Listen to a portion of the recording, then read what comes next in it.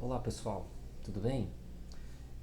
Vamos inicializar aqui o capítulo 4. A gente tinha falado na sala de aula sobre ele, mas devido ao tempo, a gente não conseguiu revê-lo de maneira completa na última aula. Lembrando que essa aula aqui, ela online, ela é uma aula exceção, nosso curso é presencial, né? Isso acontece porque por motivos de que vai acontecer a novena de São José, e ela é no mesmo horário, as missas são no mesmo horário da nossa aula, né? Como muitos de vocês não podem aos finais de semana, né, geralmente, por exemplo, sábado de manhã, que seria um bom horário de curso, a gente resolveu fazer isso de maneira online, como exceção. Como é que vai funcionar? Basicamente, vai ter aula, certo? Só que tem uma coisa, a partir de agora, isso é algo muito importante, que depois a gente vai falar isso em sala de aula novamente, tem que deixar muito claro algumas coisas. A primeira coisa é que esse não é um curso qualquer. Esse não é aquele curso que você possa estar acostumado, né? Que a gente sempre falou nas primeiras aulas, aquele curso assim meia boca, digamos assim, né? A segunda coisa é que é necessário, por obrigatório, a entrega de todos os exercícios, tá? Da apostila em si e aqueles que foram pedidos para ser realizados. Por que a gente faz isso? Porque é a única maneira de vocês entrarem em contato com o conteúdo. Se vocês pegarem a primeira parte da apostila, vai estar descrito de maneira muito clara o modo de aprendizado. O ser humano é o mesmo desde sempre e ele é necessário de treino para aprender. Memória é treino, né? E aí, nesse caso, após essa aula aqui, vocês vão fazer um curso, um exercício online, tá? Eu vou mandar o link no grupo e esse link você vai respondê-lo, lembrando que 25% de falta e a não entrega dos exercícios impede você de receber os sacramentos, tá? Isso é norma da paróquia, ok? Por isso que não é aquele curso que você vai conseguir fazê-lo de qualquer jeito, não tem como, tá? Então eu já falo isso de muito claro. 25% de falta, tá? Então a gente vai passar nas próximas aulas a lista de chamada. Por que isso começou agora? Porque agora que a turma começou a fechar, tá? Segundo ponto, a entrega pontual de todos os exercícios da apostila. Terminou o capítulo, entrega de exercício, ok? Findado isso, acumulado alguns capítulos, aí vem a prova sobre os capítulos, que basicamente são os exercícios. Se você tiver feito exercício, você vai ter feito a prova, certo? Bem, então vamos começar. Eu vou fazer o seguinte. A gente vai aqui dividir a tela em duas para nós colocarmos o capítulo 4 aqui para vocês irem acompanhando junto comigo, certo? Beleza. É o seguinte, ó. Capítulo 4. A gente tinha visto, eu vou explicar para vocês, olha, Deus, logo no início da criação, pensa comigo, Deus o cria, certo? Deus cria o gênero humano, né? Deus cria Adão e Eva. O gênero humano, ele desenvolve-se com o tempo, né? Você tem as gerações. O gênero humano, ele trai a Deus, certo? E que é denominado como pecado original, certo? Que é basicamente o que Adão e Eva cometeram ao cair no canto da serpente, né? Lá na árvore do conhecimento. Muito bem. Só que Deus não desiste do homem.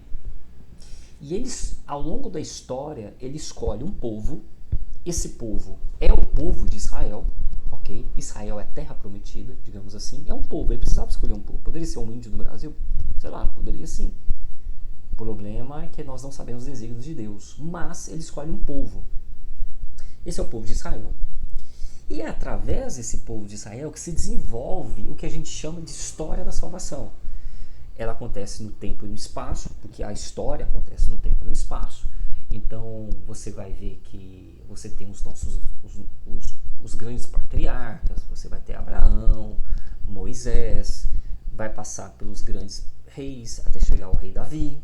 Do rei Davi você tem a linhagem de Cristo, né? Como a gente tinha visto na aula, capítulo 1 do primeiro evangelho do Novo Testamento. Não sei se vocês estão lembrados que a gente leu toda a linhagem de Jesus Cristo, certo? Beleza? Então, Deus, ele quer se fazer conhecido. Ele quer que você retorne para ele, certo? Aí a pergunta que se faz é, tá, mas como que a gente então retorna para esse Deus? A gente retorna para esse Deus por meio de um negócio chamado fé. Esse negócio que a gente sabe que hoje existe um grande, a gente já abordou isso em sala de aula, que existe um grande problema de subversão da linguagem. Significa que a linguagem ela perdeu a sua capacidade comunicativa, né? Então, por exemplo, a palavra mais assim que sofreu subversão, por exemplo, foi a palavra amor. Você já deve ter observado isso, né? Por exemplo, se você vai ver que a palavra amor ela existe em inúmeros significados, mas nunca é algo concreto, o que é totalmente diferente do cristianismo, que de fato a palavra amor ela é algo concreto, algo real, um ato que se dá na realidade. Bem, a mesma coisa acontece com a palavra fé. A palavra fé, ela durante muito tempo, e até umas pessoas carregam essa ideia, ela é confundida com o sentimento. O que é fé? Fé é se sentir-se bem com Deus. Não tem nada a ver. A fé, primeiro, o ato de fé é uma virtude humana, porém, essa virtude humana ela é complementada e hiperpotencializada com o dom da fé, que é o primeiro dom teologal. Porque você pode desenvolver fé humana, por exemplo, que é o ato de crer, é o ato de ter expectativa em alguém ou em algo. Isso é a fé humana em si. A questão é que a fé em Deus, ele é um dom teologal. Você utiliza de toda a sua capacidade humana e ela é complementada e hiperpotencializada, essa é a melhor maneira de falar, com a graça divina. Aí você infunde o dom sobrenatural, que é o dom da fé. Ok? Primeiro dom teologal. Pois bem, vamos lá. Como podemos responder a Deus quando Ele nos aborda? Responder a Deus significa crer nele. Ele trata-nos como amigo, por isso, também nós, como amigos, devemos corresponder-lhe, crendo e confiando totalmente nele. Gente, isso pode parecer muito simples, mas é muito difícil, porque a cerne de todo o pecado está justamente na disrupção do primeiro mandamento, que é justamente amar a Deus sobre todas as coisas, certo? Todos os pecados derivam dele, né? Lembre que o ato de pecar é o ato de afastar-se de Deus. Bem, então, quando o catecismo da Igreja Católica coloca assim, responder a Deus significa crer nele, o ato de crer não é simplesmente um ato psicológico, digamos assim, mas é um ato real. Você age de fato como se Deus realmente estivesse ali como Todo-Poderoso. Esse é o verdadeiro ato de crer. Certo? Número 2. Como Deus se apresenta a você? É a próxima questão. Deus procura o contato conosco de múltiplas formas. Nas situações do dia a dia, por meio de sua palavra, por exemplo, na Bíblia. Em cada encontro humano, em cada experiência na natureza, aqui colocado natureza com N maiúsculo, tá? Porque isso significa que a natureza coordenada por Deus, tá? Não é que Deus está na natureza. Isso é uma heresia, é chamado panteísmo. Mas Deus coordena toda a estrutura da realidade. E Ele a sustenta nele mesmo. Ok? Em cada encontro humano, em cada experiência da natureza que nos toca, em cada aparente acaso, em cada desafio, em cada sofrimento, Deus deixa-nos uma mensagem escondida. Ele deixa um rastro. Ok? Ele deixa um rastro. Cabe a você percebê-lo. Olhares, ouvido atento e e olhos atentos para tentar achar essa palavra, para tentar achar essa pista, aliás. E o segundo ponto principal que ele comunica com a gente é por meio da palavra dele, deixado por meio dos apóstolos, a Bíblia. E por meio de toda a tradição apostólica. Lembrando, não sei se vocês lembram, que a igreja ela é baseada em 3 grandes pilares. Nós temos a tradição apostólica, certo? A tradição, o magistério e a palavra de Deus. Por meio dessas 3 coisas você consegue ver o rastro de Deus ao longo da história. E no seu dia a dia, Deus lhe comunica. Você precisa, mas eu não consigo escutar a Deus, Douglas, o que está acontecendo alguma coisa comigo? Porque eu tento, justamente porque você não desenvolveu ainda a virtude da oração. A oração é o ato, o diálogo direto com Deus. Existem vários níveis que você desenvolve essa sua espiritualidade. Essa espiritualidade, ela vai ser aprimorada, principalmente, tem vários pilares, mas um pilar principal é o pilar da oração, certo? É aí que você vai conseguir ver os rastros de Deus no seu dia a dia, ok? Certo? Muito bem. Então vamos lá, a gente falou que a maneira que o ser humano responde a Deus é por meio da fé, como está colocado aí no canto da sua tela, é a fé. Ótimo, fé. Muito bem. É a fé. Deixa eu só ampliar um pouco melhor aqui a tela. Só um minutinho. Beleza, é a fé. Então vamos lá. O que é a fé? A fé é um presente de Deus. Algo concedido de graça que acontece quando você acredita em Deus com toda a sua inteligência, racionalidade e vontade. Mesmo que você não consiga compreender, isso é muito importante. Em termos práticos, fé é conhecimento e confiança. Guarda comigo, fé nasce do ato da vontade. Você quer crer. A fé nasce da sua inteligência. Ela não é algo, como é que eu vou te explicar, espontâneo de uma vez para outra. Olha, eu estou sentindo a fé. Não. A fé ela é um ato de querer crer. Por isso que a fé é um ato que nasce da razão. Exemplo, você tem um amigo que você o confia. Você confia porque ao longo da sua trajetória de vida você criou uma série de vínculos com ele e você guarda inúmeros fatos que aquele seu amigo não o traiu e você pode confiar. Então você crê nele quando ele fala algo, certo? Muito bem. Mas esse ato de crer, ele é um ato racional. Você impôs a si mesmo que você quer crer, porque senão automaticamente, porque você é um ser de livre e espontânea vontade. Você tem livre-arbítrio. Por isso que a fé é conhecimento e confiança.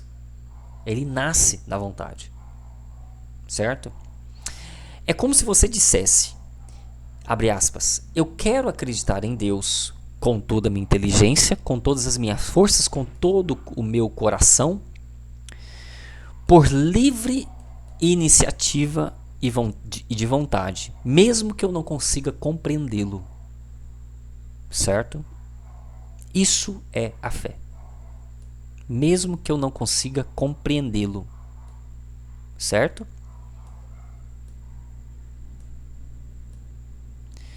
Deixa eu só ampliar um pouquinho melhor a tela aqui, que ela não está pegando inteira. Só um minuto. Agora sim.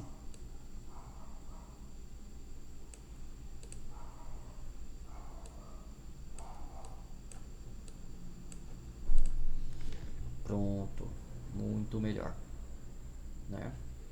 Então é daqui que eu estava lendo. Ó, que a fé é um sentimento? Não. A fé não é um sentimento. Não confunda fé com sentimento. O sentimento de graça, naquele sentido de que você orou e você sentiu uma paz muito grande dentro do seu interior, é uma consequência, em última casualidade, de uma importância não tão relevante, mas é importante porque você é um ser que tem alma sensitiva, então você é passivo de ter sentimentos, certo? A fé não é um sentimento, é um dom dado por Deus ao homem que quis acreditar com toda a sua inteligência e vontade em Deus. A fé nasce da sua inteligência e da sua vontade. Ponto final. Portanto, fé nasce de um ato racional. Tá? Beleza, quais são as características da fé? Se a gente for tentar estudá-las. 1. Ela tem algumas características. 7 características que o catecismo nos enumera. Primeira delas, a fé é uma pura dádiva de Deus, dada aos homens. A fé é a pura dádiva de Deus que nós obtemos sem intensamente pedimos. A fé é a força sobrenatural que necessariamente precisamos para alcançar a salvação. Você não se salva se você não tiver fé. Óbvio. A fé requer a vontade, livre lucidez do ser humano quando ele se abandona ao convite divino. Por isso que não existe fé quando você está em opressão. Alguém te oprime, por exemplo, a você ter que vai na igreja e porque você tem que ir. Você vai, mas o seu coração não está lá. Você não quer estar lá. Consequentemente, a fé não nasce. Por quê? Porque como a sua inteligência e a sua vontade não ordenou a sua vontade para tal ato, a fé não vai nascer. Porque a fé é um ato da inteligência e da vontade do homem. Viu como que é lógico? Certo? Então, se você, a primeira coisa que você tem que colocar na sua mente para que você desenvolva a fé é pegar a sua inteligência e vontade e falar: eu sei que eu não consigo acreditar nesse momento, mas eu quero alicerçar toda a minha vontade, toda a minha inteligência nesse ato. Correto? Aí você começa a dar os primeiros passos à fé. Por isso que os exercícios espirituais, que você vai ver dos santos padres, eles sempre pedem para você rezar mesmo sem querer. Porque eles sabem que ali fomenta a fé. Muito bem. A fé é absolutamente segura porque Jesus Cristo o garante. A fé é incompleta enquanto não se tornar operante no amor. Aí vem um dos grandes divisões que existe entre o mundo cristão católico e o mundo do protestantismo. O que acontece? Para o protestante, presta bastante atenção nisso que eu vou falar. Para o protestante, a fé salva. Somente a fé, basta ter fé que salva. Entende? Se você tiver fé, você está automaticamente salvo para o protestantismo. Só que existe um problema. E eu vou contar uma historinha para vocês nesse problema. Você já viu aquela frase? Palavras o vento leva, mas ações deixam marcas. É a mesma coisa. Você acredita no que eu falo ou no que eu faço? Pensa comigo. Uma pessoa chegou perto de você e falou assim: olha, eu recomendo você a não subir essa escada aqui nesse prédio porque ela faz mal às pessoas. Suponhamos, ela está caindo ou com algum problema.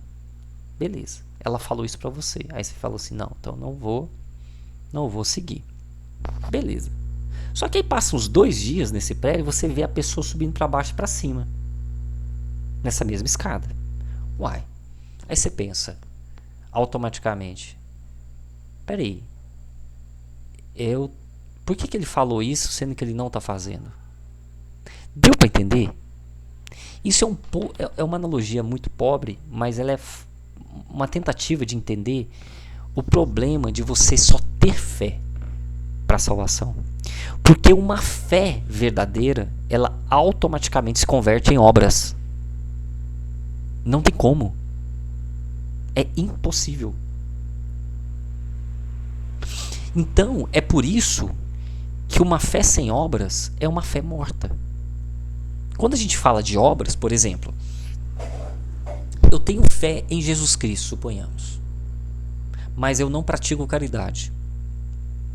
Eu não pratico jejum ou esmola, por exemplo, né? Você concorda comigo que essa fé está incompleta? Porque ela não agiu no espaço e no tempo ao longo da história para proferir e para continuar o reino de Deus, anunciando o reino de Deus na terra? Deu para entender? Toda fé verdadeira, ela vai culminar em um ato prático verdadeiro. É impossível você ter fé completa e genuína se essa fé não se concretizar em uma obra. É por isso que o Catecismo da Igreja Católica coloca que a fé é incompleta enquanto não se o tornar operante. Operante no quê? No amor, na caridade. Deu para entender? Viu como que é lógico? Beleza. Sexto, a fé, outra característica, né? A fé cresce na medida enquanto escutamos cada vez melhor a palavra de Deus e permanecemos com Ele na oração em vivo intercâmbio.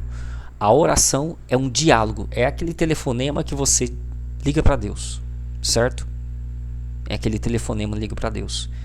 Só que muitas vezes, devido à nossa condição de pecado, o fio desse telefone está entupido, digamos assim. Ele está sujo. E você não consegue ouvir direito o que Deus está falando lá do outro lado. Por isso existem os sacramentos dentro da Igreja Católica, como o sacramento da confissão. O sacramento da confissão, por exemplo, ele limpa esse fio. E, por curiosidade, você, meu jovem, que já está na idade racional, você que é batizado, por exemplo, já pode confessar. Nada te impede de ir lá no padre, lá na paróquia Paulo VI, agendar o seu horário e confessar. Você não precisa, por exemplo, receber a primeira Eucaristia e o Crisma só depois confessar. Não. Certo? É a mesma coisa, falando sobre essa coisa da fé, a fé sem obras é uma fé morta, é a mesma coisa de ter conhecimento da doutrina e não praticá-la. Para que adianta? O que adianta você vir na catequese, fazer esse curso e depois não ir à missa encontrar o Deus vivo? O que adianta? É melhor nem fazer. É melhor nem fazer o curso. Fica em casa. Isso é sério. Gente, se tem um pecado que Deus... A única passagem na Bíblia assim, que Deus realmente ficou irado, Jesus Cristo ficou irado, foi com a hipocrisia. A hipocrisia é um negócio que Deus se rebela. Sabe aquela coisa que você fala assim, eu vou na missa quando der. Sabe aquela coisa do tipo, eu deposito oração para tirar graça no final do mês, teologia bancária, como se fosse.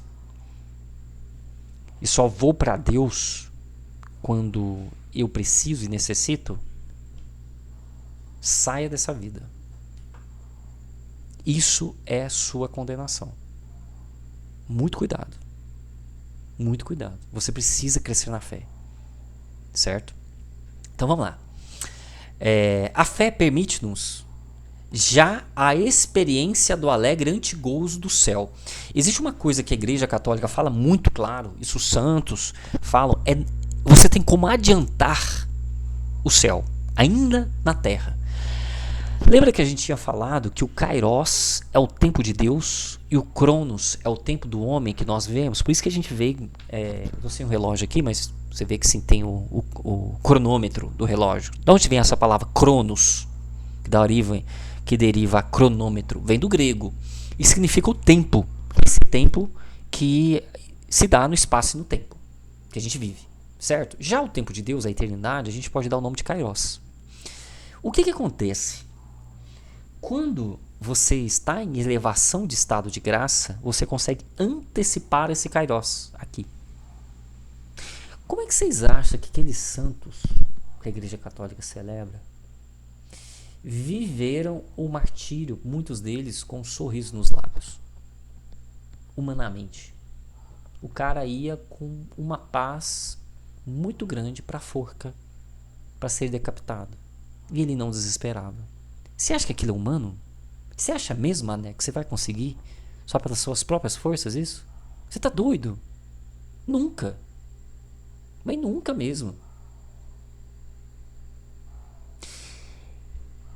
Esse ato do ser humano, presta bastante atenção, esses atos préternaturais e sobrenaturais do ser humano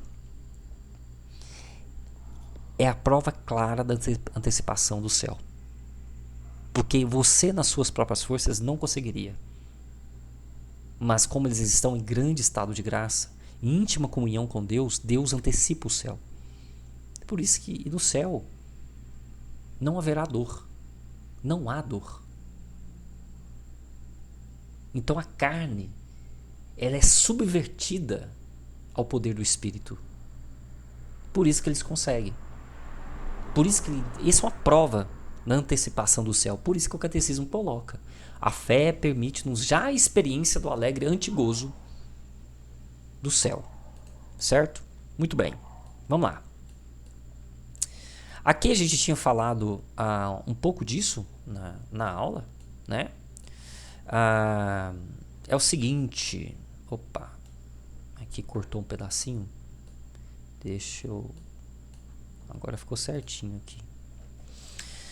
Suponhamos que você queira pular de um paraquedas. Você vai de um ponto de decolagem e pergunta ao empregado: o paraquedas está corretamente adicionado? O empregado então responde sem convicção: eu acho que sim. Imagina, você vai pular de paraquedas, o cara te responde: eu acho que sim, vou dar uma olhada aí. Pergunto: você confiará na resposta daquele empregado? Não, eu não confio. O cara não me deu certeza. Você saltará de paraquedas? Creio que não, pois você não está crendo, acreditando com convicção. Você não tem todo o seu intelecto, sua vontade, subvertido tudo para crer no que ele falou. Desse modo, você só saltará se for lá e conferir com suas próprias mãos o paraquedas. Você precisa ver para acreditar. Nesse caso, né? Agora, suponhamos que você vai ao mesmo aeroporto, mas agora pede a um grande amigo para adicionar o paraquedas. Acondicionar o paraquedas, aliás. Daí você faz a mesma pergunta e esse responde: sim, eu pessoalmente encarreguei de o fazer. Pode confiar em mim. Certamente você se sentirá muito mais confiante e possivelmente responderá então: está bem, eu acredito em você, eu acredito em ti. Esta é a fé que Deus nos pede. Essa fé de prontidão. Pergunto. Aliás, vamos só terminar aqui. Esta fé, está bem, eu acredito em ti. Esta fé que Deus pede. Esta fé é muito mais do que conhecimento, ela significa certeza. Certeza. Esta é a fé que fez Abraão a mudar-se da terra prometida para a terra prometida. Esta é a fé que fez os mártires perseverarem até a morte. Esta é a fé que ainda hoje mantém de pé os cristãos perseguidos. Se você não sabe, a Igreja Católica é altamente perseguida. Tanto é, vocês podem pesquisar assim, vocês vão na internet e pesquisam: ajude a igreja que sofre. Esse é um site, tá? Na verdade, ela é uma pastoral, um movimento internacional. Ajuda a igreja que sofre. E lá você tem a estatística mundial dos católicos perseguidos e mortos pelos regimes ateus e pelos regimes teocráticos muçulmanos. Ok? Isso é muito importante. Você não é morto ainda. Espero que não, ainda na sua vida você não seja morto, porque você está no Brasil. Se você não sabe que vários católicos no mundo são ainda mortos, é porque você ainda não está olhando para o lugar certo para ver aonde que eles estão sendo mortos, porque eles são, e muitos. vá no site Ajude a Igreja que Sofre. Eu vou colocar o link depois no grupo para vocês adentrarem lá e vocês verem. Isso é real. Pessoas ainda são decapitadas simplesmente por acreditar em nosso Senhor Jesus Cristo. Só por conta disso. Certo? Muito bem. Tá, Douglas, e aí? Como que se crê? Você falou que é importante, que é um ato que nasce da razão. Beleza. Se crê por meio de uma procura. Olha só. Eu quero. Se você não quiser, você não vai procurar a Deus nas coisas. Eu quero achar a mensagem de Deus aqui nesse acontecimento aqui agora. Deu para entender? Se crê por meio de uma procura, por uma ligação pessoal com Deus. Por meio de uma prontidão em crer em tudo que Ele revelou acerca de si mesmo. Mesmo que você não entenda no começo, mesmo que você possa achar tudo isso que a gente está falando na catequese absurdo, ou que o padre fala de absurdo, acolha de coração aberto. Fazer mal você não vai. Isso eu lhe garanto. Algumas ideologias poderiam até falar para você que a fé te cega, mas a gente vai ver mais para frente que nada mais é do que um movimento ideológico anticatólico, né? Mas vamos lá. Quando a fé nasce, ocorre com frequência uma perturbação ou um desassossego. O ser humano apercebe-se que o mundo visível, o decurso normal das coisas, não corresponde a tudo que existe. É aquela coisa que fala assim, eu vejo que só a matéria e as consequências causais dadas pela matéria, que é o seu dia a dia basicamente, material, o seu mundo material, não consegue explicar todas as coisas. É isso. Entendeu? Pois bem. Vamos lá. Sente-se tocado por um mistério. O materialista, a pessoa materialista, que é a pessoa que vive... Quando eu falo materialista, não confunda, não é aquela pessoa que é apegada pelo dinheiro. Tá? É aquela pessoa que ela vive no material, no mundo material, e ela só crê que aquilo é 100% da estrutura da realidade. A realidade não transcende a matéria. Tá? Daí que vem as pessoas que não acreditam em vida pós-morte, as pessoas que não acreditam no poder da oração, as pessoas que não acreditam que por trás de todo o ato concreto existe, por exemplo, a caridade, o amor. Entende? O materialismo adentra isso, certo? Bem, persegue as pistas que o remetem para a existência de Deus. Sente-se tocado por um mistério e daí persegue as pistas que o remetem para a existência de alguma coisa transcendente. Deus. E encontra-se cada vez mais confiante em abordar a Deus. Olha só. Pensa, a pessoa ela está no mundo material, vivendo esse materialismo, essa coisa frenética, festa. Vamos lá, carpe diem. Quem já viu essa frase? Carpe diem significa... É uma frase da decadência do romantismo, que como estava tudo caindo, né? Digamos assim, a estrutura da sociedade na época ela estava se degringolando, estava ficando muito ruim. O que o pessoal falou assim? Então, vamos lá, né? Não tem mais, como tudo está ficando ruim, vamos aproveitar a vida, né? Porque a vida é breve, só existe isso, não existe nada transcendente. Deu para entender? Esse é o contexto. Aí a pessoa vive nesse carpe diem. Hoje o mundo ele é totalmente hedonista. Esse movimento filosófico é um movimento hedonista. É literalmente o movimento hedonista, que acredita que o prazer aqui e agora, e só existe isso, e é preciso aproveitar. Entendeu? Então, meu caro, se você vai na festa do Muladeiro, se você vai nas pecuárias, ou você vai no carnavalzinho, e você pega todas, você é um hedonista.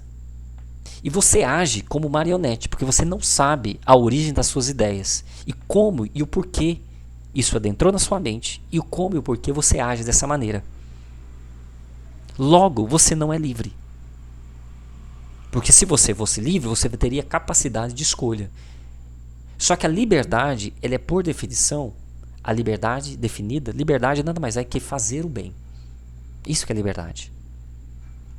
Isso que o mundo prega como liberdade, que é alicerçado, o hedonismo, na verdade tem um nome, chama-se libertinagem. Não confunda liberdade com libertinagem, certo? Pois bem, então aí pensa aí, você tá nesse mundo, né? Suponhamos o carinha lá, ó, a carinha e a carinha. O menino e a menina. Tá lá naquele mundo, aproveitando todas, sei que tem, só existe esse mundo material, não existe nada transcendente.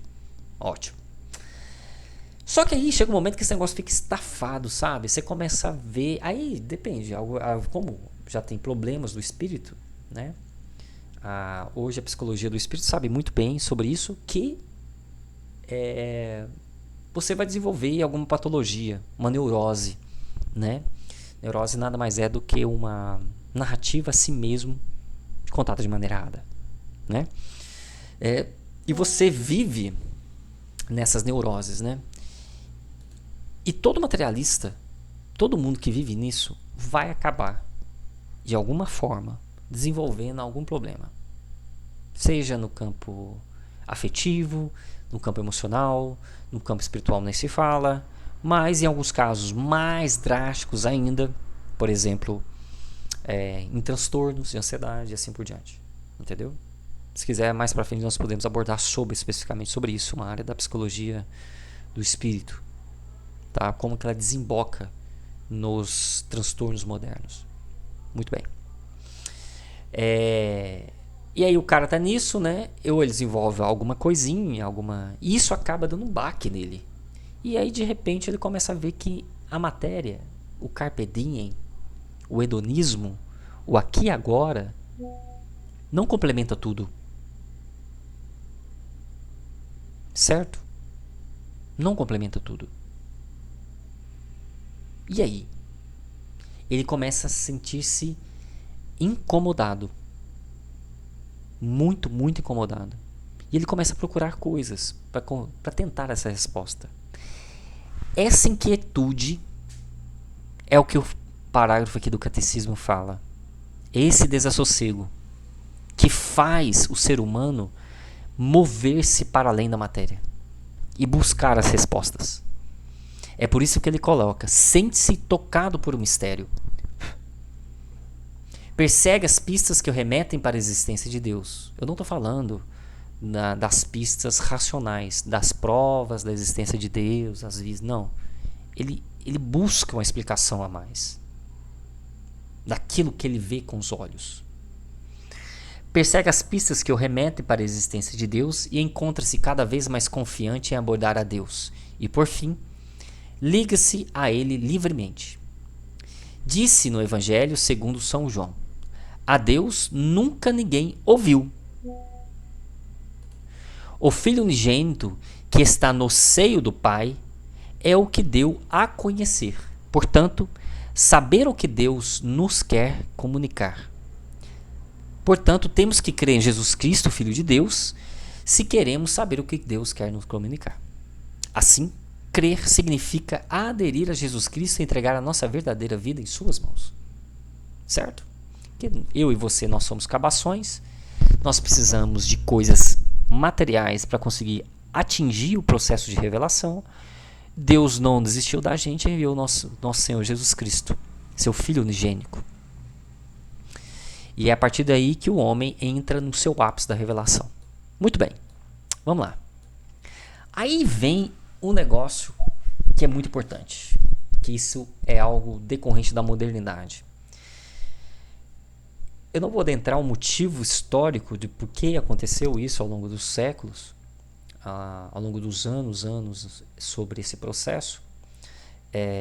Mas por que o pessoal fala que existe conflito entre fé e religião? Entre ciência e religião?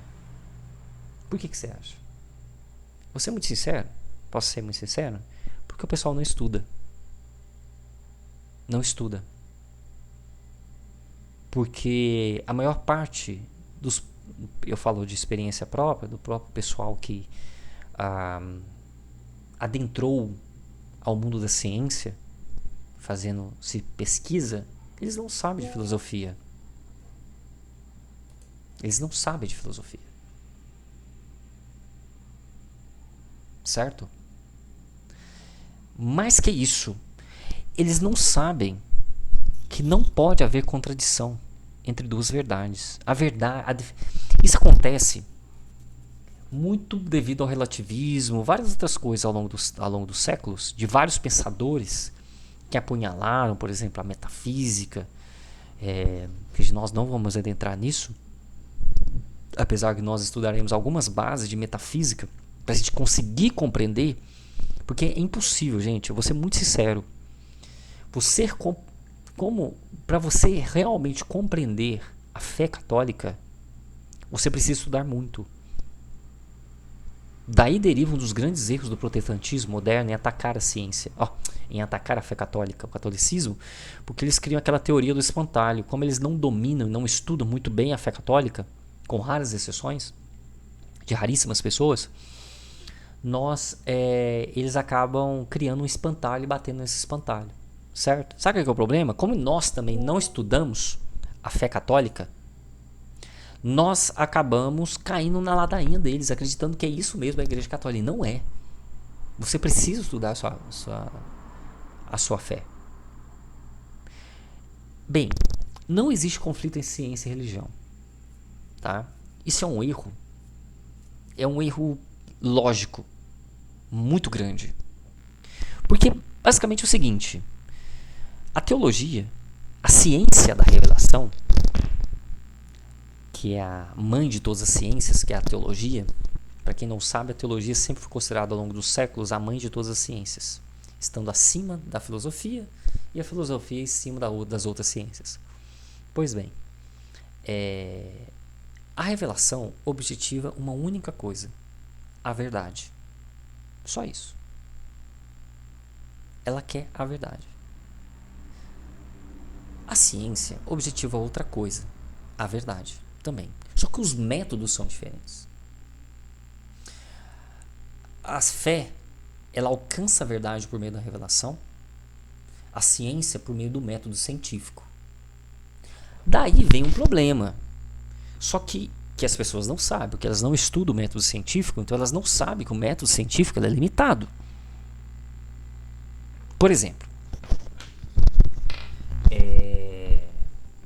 vamos lá. Como é que o método científico funciona de verdade? O método científico,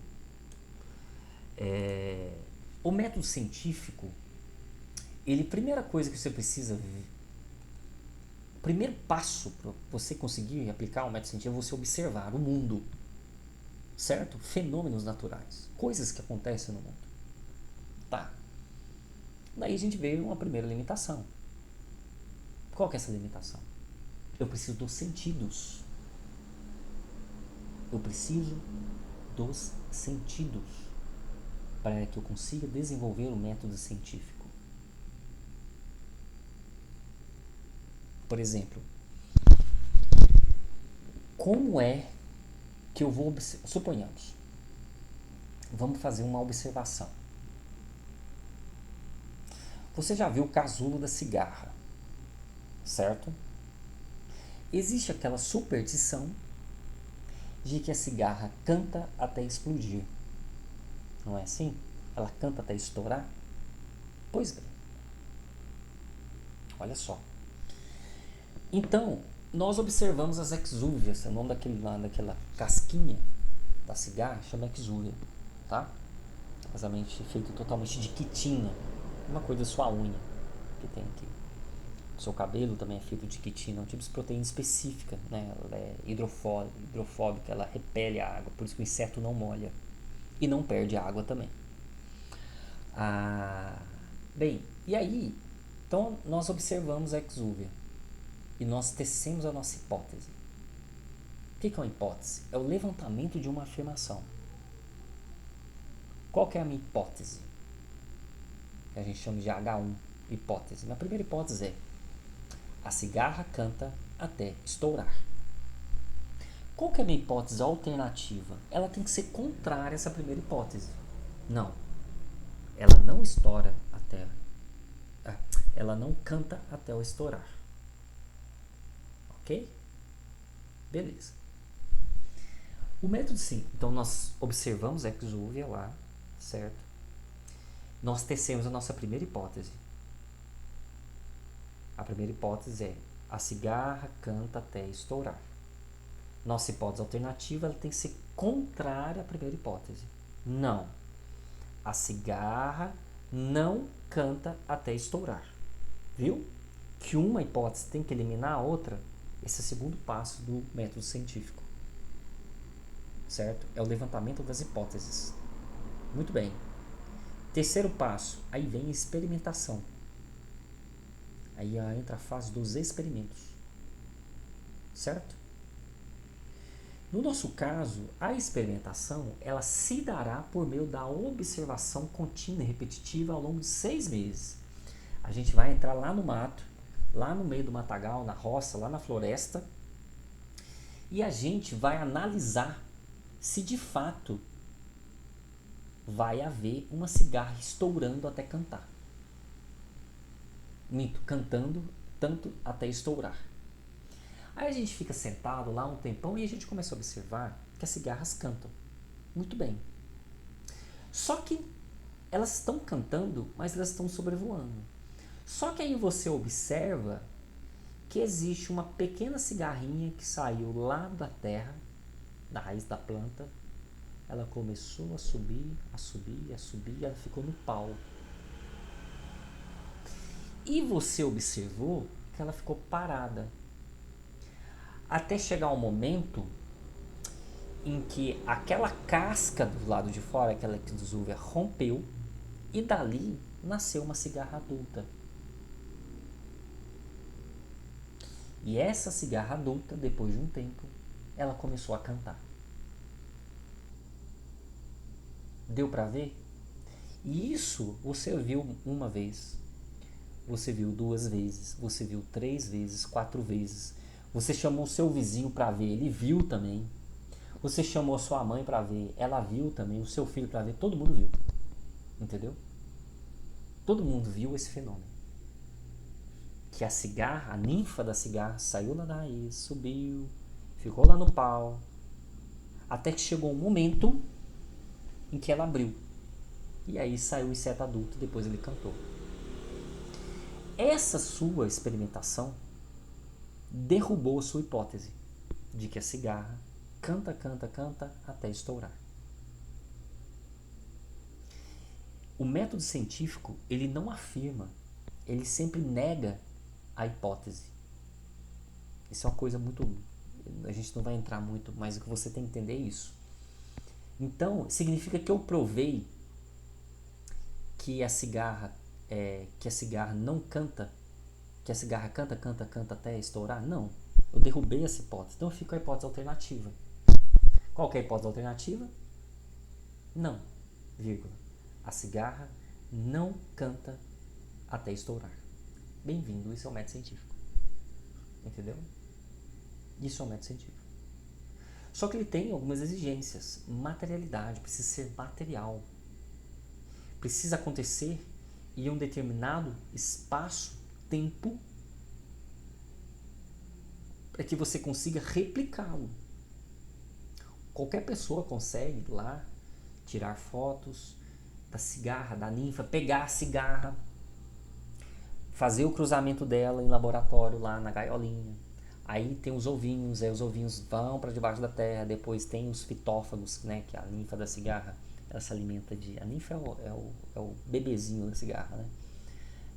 Ela se alimenta de seiva da planta e ele fica crescendo, crescendo, crescendo. Não, você consegue depois desenvolver isso. Qualquer pessoa consegue fazer isso. Qualquer ser humano consegue fazer. O método científico, ele tem isso na sua natureza. Certo? Ele é limitado a isso. Qualquer coisa fora disso não é método científico, é especulação filosófica. Só que o método científico, ele precisa, necessariamente, ele precisa de, número 1, você não faz ciência sem lógica, sem método analítico, sem método indutivo, você não faz. E isso tudo é da filosofia. Entendeu? Por isso que hoje a ciência, existem inúmeros experimentos. Para quem não sabe, existem inúmeros artigos na Nature. A Nature é uma das maiores revistas de maior fator de impacto do mundo, que não são citados novamente, porque as pessoas não conseguem replicar os experimentos.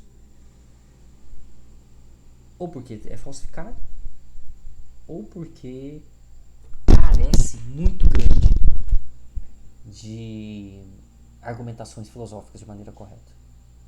E hoje o cientista não tem formação filosófica nenhuma.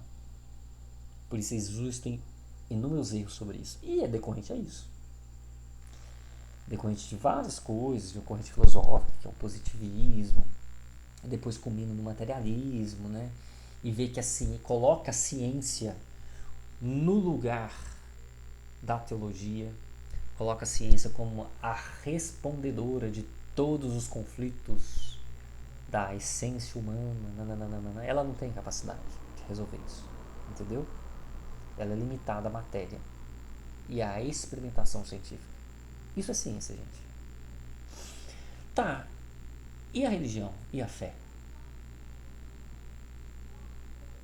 A religião e a fé, ela não é somente esse processo.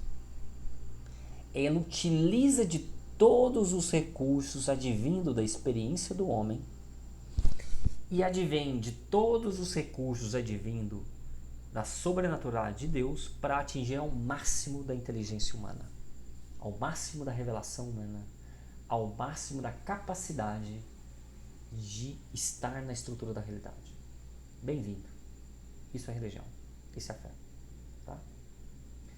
Ambas, tanto a ciência objetiva, a fé objetivo, a verdade, tá? Por meio do método científico, tanto a religião, por meio da revelação divina, ela objetiva também a verdade. Então não existe contradição entre as duas. Certo? Tudo bem? Muito bem. Nenhuma verdade da fé se confronta às verdades da ciência. Vamos lá, vamos ler aqui. Deixa eu abrir aqui de novamente. Nenhuma verdade da fé se confronta às verdades da ciência. Só existe uma verdade a qual diz a respeito tanto a fé quanto a razão científica. Deus quis tanto a razão, tanto que a razão é uma faculdade humana, certo?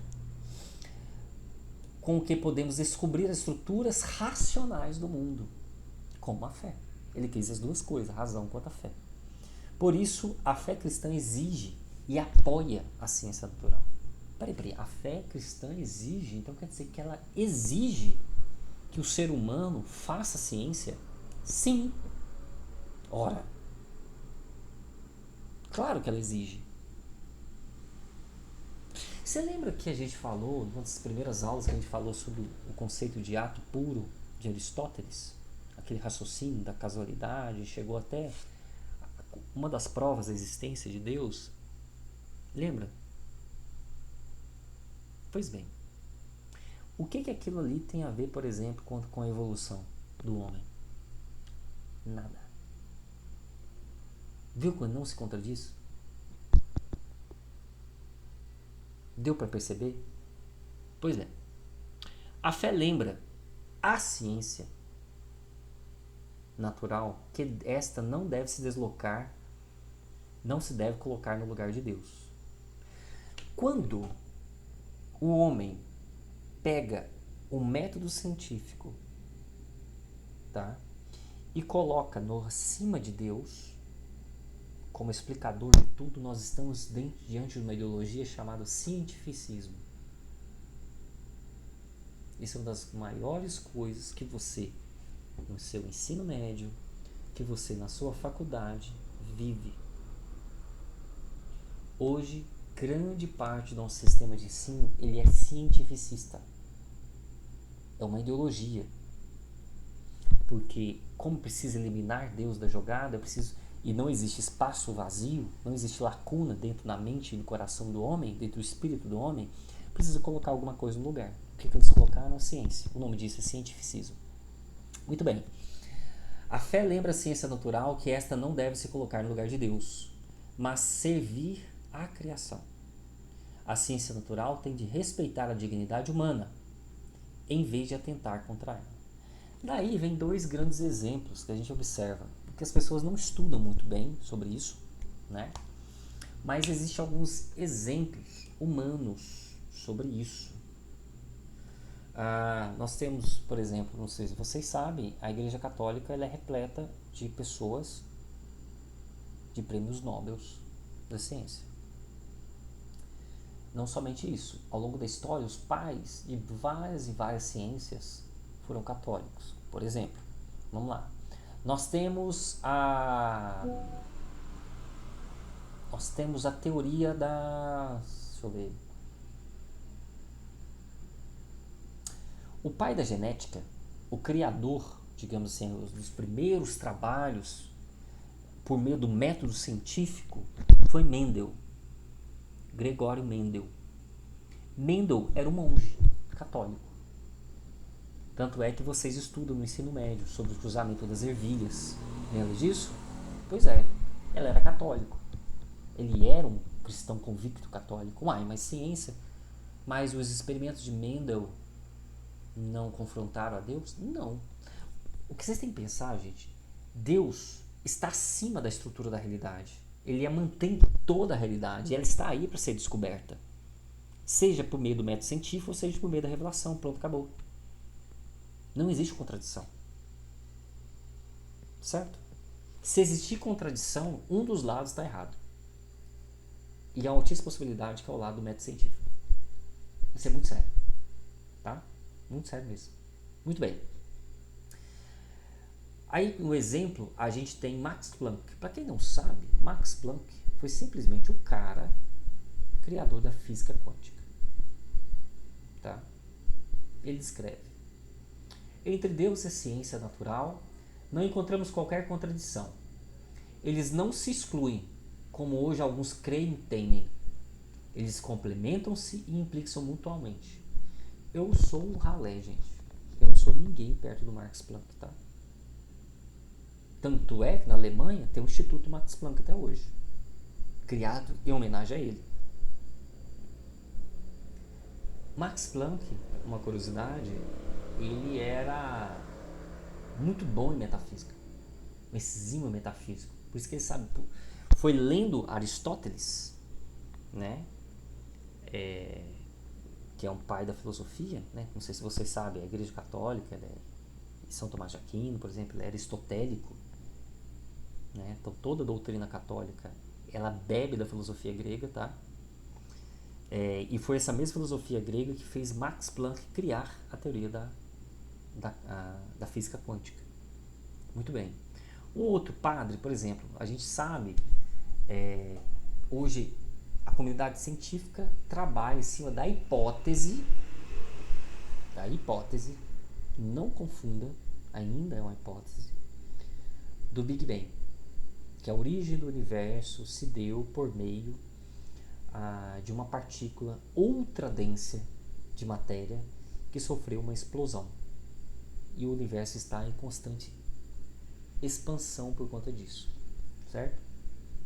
Quem que criou isso foi o padre Georges Lamaitre. Citei 3. Sabe a Lavoisier, que criou aquela teoria do ensino médio, o pessoal estuda natureza, nada se cria, nada se perde, tudo se transforma? O princípio da conservação da matéria, da termodinâmica. Lavoisier ele foi morto pela Revolução Francesa. Sabe por quê? Porque ela era católica, convicto. Mas vocês não vão escutar isso em sala de aula, porque o sistema é anticatólico. Tá? Número 4. Deixa eu ver, a gente citou 4. Número 5. Ampère, um físico, matemático, físico, criador da teoria da corrente elétrica. Tanto que um grande estudioso da elétrica, tanto que é a unidade de medida da corrente elétrica em ampere, em homenagem a ele, né? Ele conheceu um aluno chamado Frederico Ozanam, ateu convicto, e Ampère converteu o seu aluno, Frederico Ozanam. Aí você sabe o que Frederico Ozanam fez? Criou a Ordem dos Vicentinos, Sociedade São Vicente de Paula, sociedade católica que ajuda os pobres. Deu para entender? Que não existe, e são provas práticas de que de fato não existe conflito entre fé e ciência, certo? Muito bem. Para quem tiver mais curiosidade, existe um livro, eu não tenho, mas esse livro se chama Padres de Batina. Não, Cientistas de Batina. São vários livros onde vários cientistas, um livro onde se recolhe vários cientistas que eram padres ou grandes católicos. Correto? No Brasil, você não sabe porque faz parte da minha pós-graduação, mas no Brasil, um dos maiores catalogadores de abelhas era o Padre Moore. Padre Moore. Moore com 2 Os. O Padre Moore, ele era especialista em abelhas, classificação de abelhas no Brasil. Um cientista. Publicou inúmeros artigos científicos. Correto? Entende? Pois bem, então vamos lá. Pode alguém aceitar a evolução e simultaneamente crer no Criador? Pode alguém aceitar a teoria da evolução e crer no Criador? Só um minutinho que eu vou consertar essa coisa aqui da tela. Um minutito aqui que ela fechou. Ótimo, agora foi.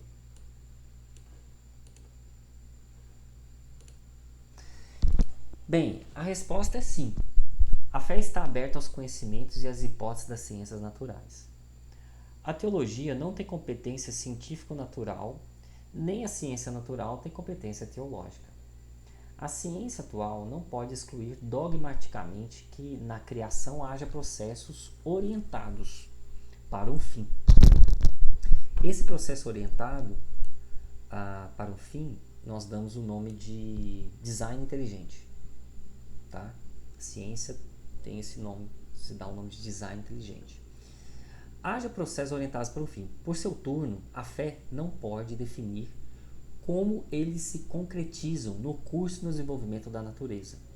Um cristão pode aceitar a teoria da evolução como modelo explicativo, desde que não caia no erro do evolucionismo.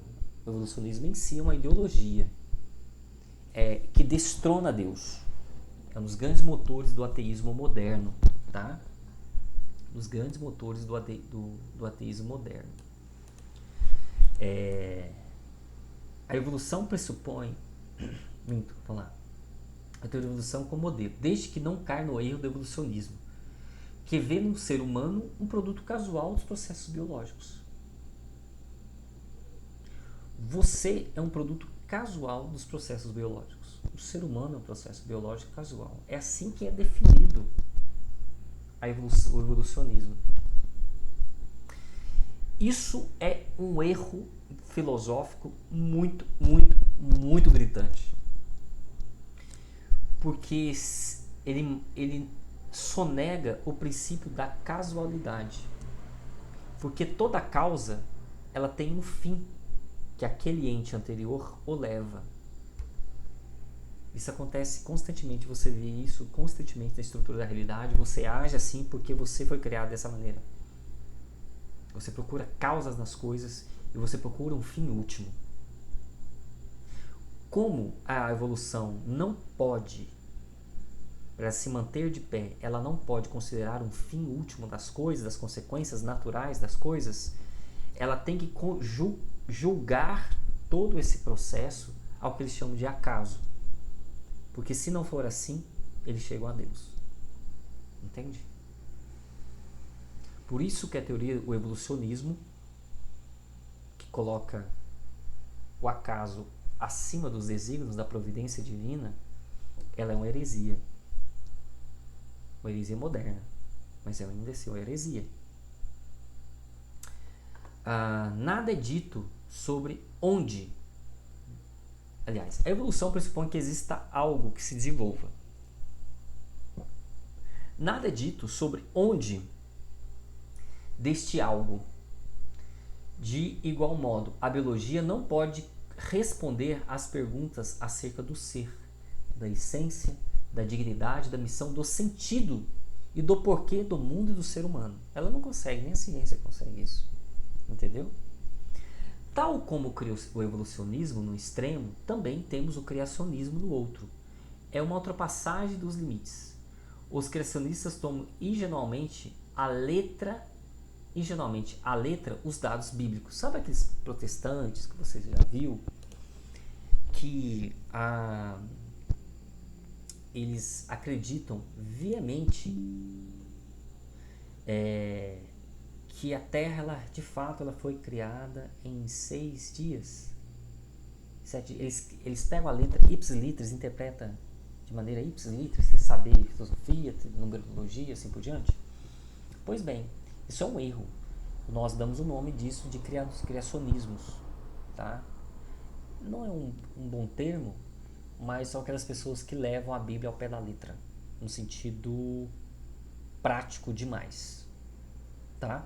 Não cometam esse erro, tudo bem? Por isso existe o magistério da Igreja Católica, altamente capacitado ao longo dos séculos por nosso Senhor Jesus Cristo, por meio do Espírito Santo, que definiu as formas corretas de interpretar a Bíblia. Ela não pode ser livremente interpretada como nossos irmãos separados em Cristo, que são os protestantes, interpretam. Tá? Muito bem. Voltando a falar sobre a teoria da evolução, o evolucionismo, só para concluir então, o evolucionismo ele tenta destronar Deus. Darwin, que é o criador da teoria da evolução, ele escreve um livro chamado Origem das Espécies. Hoje, a teoria da evolução a gente chama de teoria ad hoc. Ad hoc porque ela sempre será mantida de pé. Porque os caras querem, basicamente, que ela seja mantida de pé. Mas por que os caras querem que ela seja mantida de pé? Porque é um dos motores do ateísmo moderno para tentar tirar da sociedade o reino de Cristo. Tá? Pode parecer muito absurdo o que eu estou falando, gente, mas é ultra lógico e ultra racional. Por que é ultra lógico e ultra racional? Bem, eu falei que é uma teoria ad hoc, que eles querem manter tudo de pé. Quando Darwin escreveu A Origem das Espécies, não existia conhecimento sobre a célula, sobre a genética, não existia conhecimento sobre mecanismos estatísticos, certo? Então a teoria da evolução, na sua originalidade, ela não contemplava nada disso. E aí ela acreditava no gradualismo, que seria dado pelos fósseis, né? E aí os fósseis veio e desmentiu parte disso, tanto que os próprios evolucionistas da época viram de maneira muito fraca o poder de registro dos fósseis, porque existiam saltos de espécies ao longo dos tempos, por exemplo, como a explosão cambriana, que era a época, né, existe uma época chamada Cambriano, uma época lá atrás, assim, bem antes dos dinossauros, digamos assim. Essa época existe uma explosão de espécies que o pessoal não consegue explicar. Entendeu? Veja, a teoria da espécie, originalmente ela acreditava no gradualismo, que uma espécie ia dando outra, e você ia encontrar esses intermediários ao longo do tempo, por meio das espécies de fósseis. Isso não aconteceu. E não acontece até hoje. Você tem elos, por exemplo, você vai digitar aí na internet, vai estar escrito assim, Archaeopteryx lithographic, que é um dinossauro que tem um pouco de pena, que tem um pouco de, parece dinossauro, ou coisa assim do tipo. É o elo perdido para a criação das aves, digamos assim. Pois bem, mas você não encontra o gradualismo ali. Você encontra uma espécie, um salto. Deu para entender? Deu para entender? Você não encontra aquela coisa gradual. Ele foi daqui, depois foi para aqui, para aqui, para aqui. Outro problema. A teoria da evolução ela é alicerçada no conceito das espécies. O termo espécie. O termo espécie é o calcanhar de Aquiles da teoria da evolução. Porque ele é indefinido. Existem inúmeras maneiras de definir uma espécie. Se é teoria da evolução, se é evolução da espécie, eu preciso antes entender exatamente o que é espécie para depois eu conseguir saber que ela aplicar o verbo que ela está evoluindo, certo? Definir o sujeito para depois definir o verbo. Pois bem, não existe definição concreta do que é espécie hoje. Alguns definem a espécie sob o conceito genético, outros definem espécie sob o conceito fenotípico, outros definem espécie sobre a capacidade de gerar prole fértil. Dois indivíduos que se cruzam têm capacidade de gerar uma prole fértil e assim por diante. Entendeu? Então existem inúmeros problemas dentro da teoria da evolução. Ela não é perfeita dessa maneira como o pessoal hoje contempla. E, avançando um pouco mais, hoje a teoria da evolução não tem um nome mais dentro da comunidade científica como teoria da evolução. É chamado de síntese moderna. Por que síntese? Porque sintetizou inúmeras descobertas científicas depois de Darwin para tentar manter essa teoria de pé. É sério mesmo. Então por isso que hoje chama teoria da síntese moderna. Tá? Muito bem. Então a gente viu que não existe problema do pessoal, vocês acreditarem na teoria da evolução. Ela não vai conflitar a fé. Não vai. Apesar de que ela tem vários erros dentro dela. Não vamos adentrar disso, porque esse é um curso que não é o foco do curso, né? Os problemas da teoria da evolução. Para isso eu posso até depois colocar no grupo o link do professor Rômulo, que ele é um dos maiores especialistas hoje, católico, em decifrar quais são esses principais problemas da teoria da evolução. Tá? Ele é um pesquisador britânico, acho que ele trabalha em Oxford, na Universidade de Oxford. Né? Pois bem, então a gente viu que o problema não é acreditar na teoria da evolução, mas ser evolucionista e destronar a Deus, porque aí você vai estar pecando contra o primeiro mandamento. A ciência natural torna o Criador desnecessário? Por exemplo, se eu acreditar na ciência, então não preciso acreditar em Deus? Claro que não, gente. Isso é uma total tolice. A frase Deus criou o mundo não é um axioma rebuscado da ciência natural. Vamos lá. Aqui, ó. Deixa eu colocar na tela para vocês aqui, ó. Trata-se de uma afirmação teológica, isto é, uma asserção de caráter divino acerca do sentido das coisas e origem das coisas. A narrativa da criação não é o modelo explicativo científico natural do início do mundo. Deus criou o mundo é uma declaração teológica na qual se refere à relação do mundo com Deus. Deus quis o mundo. Ele acompanha, aperfeiçoa. Ser criado é uma qualidade inerente às coisas e uma verdade elementar sobre elas. Então as coisas elas foram criadas. Se ela é criada, ela é criada por algo ou alguém. Quem a criou foi Deus. Certo? Isso, filosoficamente falando, é completamente compatível com a ciência, tá, gente? Sem tirar nem pôr. Ok? Bem, o que a minha fé, então, a gente falou sobre a fé, falamos o que é fé, que a fé não é um sentimento, se existe contradição entre fé e religião. Agora, o que minha fé tem a ver com a igreja? Ninguém pode crer só para si mesmo. Como também ninguém pode crer só para si mesmo, como também ninguém consegue viver só para si mesmo.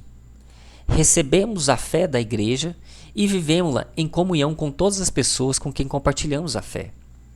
Fé é aquilo que uma pessoa tem de mais pessoal, mas não é um assunto privado. Quem deseja crer tem de poder dizer, tanto eu como nós, pois uma fé não possa ser partilhada e comunicada e seria irracional. Cada crente dá o seu consentimento ao credo da igreja. Dela recebeu a fé. Foi ela que ao longo dos séculos lhe transmitiu a fé. Foi a igreja que lhe transmitiu a fé. Você só hoje está aqui nesse curso porque existiu uma igreja. E essa igreja é de 2025 anos. Certo? Foi ela que ao longo dos séculos lhe transmitiu a fé. Guardou de adulterações e clarificou constantemente. Crer é, portanto, tomar parte de uma convicção comum. A fé dos outros transporta-me também. O fogo da minha fé incendeia os outros e os fortalece. O eu e o nós da fé remete-nos para os dois símbolos. Remete para os dois símbolos da fé da igreja, anunciados na liturgia. O símbolo dos apóstolos, que começa com eu creio, e o grande símbolo niceno-constantinopolitano, que de sua forma original começava com nós cremos. Bem, o que esse parágrafo quer dizer? O que minha fé tem a ver com a igreja? Você só tem fé hoje por meio de uma coisa chamada símbolo dos apóstolos, que é o credo. Sabe aquele credo que você reza no meio da missa? Creio em Deus Pai Todo-Poderoso, Criador do céu e da terra, e em Jesus Cristo, seu único Filho, nosso Senhor, que foi concebido pelo poder do Espírito Santo, nasceu da Virgem Maria, padeceu sobre Pôncio Pilatos, foi crucificado, morto, sepultado, desceu à mansão dos mortos, ressuscitou ao terceiro dia, subiu aos céus, está sentado à direita de Deus Pai Todo-Poderoso, de onde há de vir a julgar os vivos e os mortos. Creio no Espírito Santo, na Santa Igreja Católica, na comunhão dos santos, na remissão dos pecados, na ressurreição da carne, na vida eterna.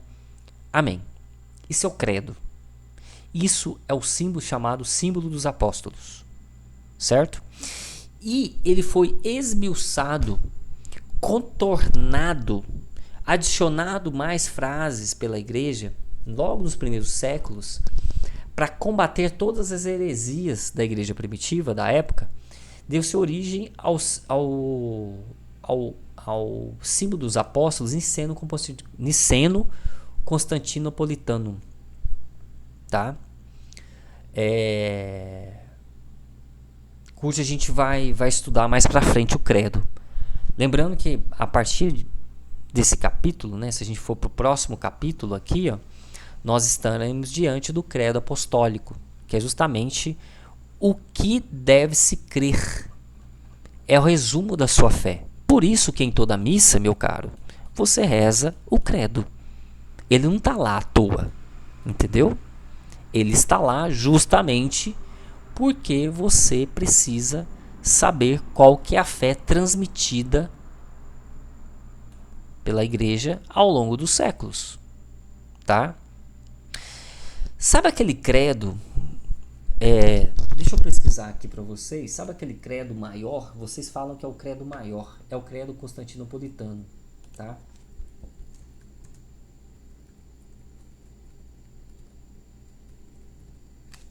É o credo constantinopolitano.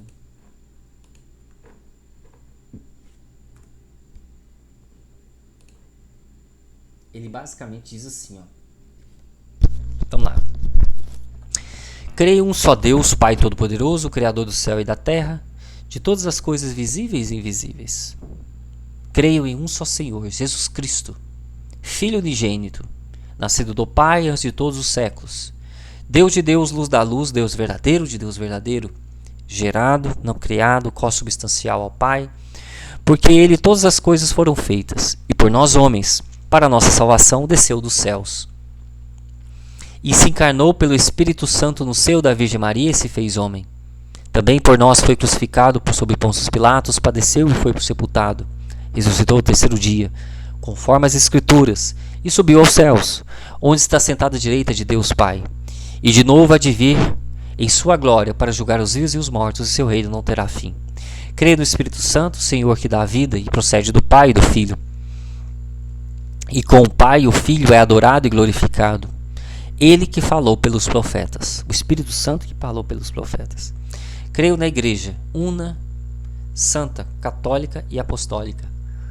Professo um só batismo para a remissão dos pecados e espero a ressurreição dos mortos e a vida do mundo que há de vir. Amém. Esse é o credo constantinopolitano, certo? Então, a fé que você deposita hoje, a fé que você tem hoje, que você está desenvolvendo e conhecendo melhor nesse curso, ela vem e ela é intimamente entranhada com a igreja. Por quê? Porque foi na igreja que culminou-se os dois grandes símbolos da fé católica, que é justamente o credo apostólico. Por que é credo? É aquilo que deve crer. Por que é apostólico? Porque isso era professado pelos apóstolos. Entende? Creio em Deus Pai Todo-Poderoso. Você crê? Creio. Você crê que Ele criou o céu e a terra? Sim. Ele é o resumão da sua fé. Se você quer debater com alguém sobre a sua fé, a primeira coisa que você tem que estudar é o credo. Ele é o resumão sintético da sua fé. Por isso que os próximos capítulos nós veremos sobre o credo. Nosso curso agora ele será de nossa primeira parte, várias aulas, são mais de 9 aulas, especificamente sobre cada afirmação contida ali no credo apostólico. Que aí você vai saber o que é ser católico, o que é ser cristão, ok? Muito bem. Aqui existe só um dicionário, pessoal, para vocês darem uma estudada sobre o que é evolução, o que é o criacionismo, o que é o cientificismo, ok? E é o seguinte, essas questões aqui, ó, como Deus se apresenta a você, escreva o conceito de fé, como se desenvolve a fé, existe conflito de ciência e religião, vocês irão responder esse exercício em um link, ok? Em um link que eu vou enviar no grupo de nossa catequese, eu vou enviar esse link para vocês responderem. É obrigatório. Lembre-se, 75% dos exercícios... Minto. Você precisa ter 75% de presença, certo? E a sua presença, juntamente com os exercícios, ela será comprovada por meio desse exercício. Significa que você viu essa aula, certo? E você